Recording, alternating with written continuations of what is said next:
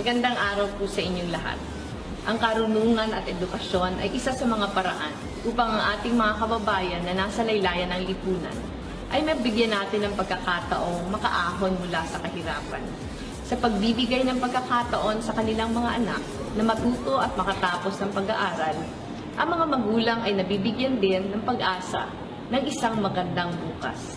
Kaya hinihikayat ko ang lahat na samahan ninyo ako sa pagsuporta ng Angkop Global Walk upang matulungan natin ang maraming scholars na tuparin ang kanilang mga pangarap. Sa ating paglalakad, mabibigyan natin ng pag-asa ang mga kabataan at ang kanilang mga pamilya. Lahat tayo ay may kapangyarihang tumulong. Samahan natin sila. Maglakad tayo at makiisa sa darating na Angkop Global Walk. Ito na ang hakbang na makakapagbago ng kanilang mga buhay. Maraming salamat. Angkop Global Walk. Register now!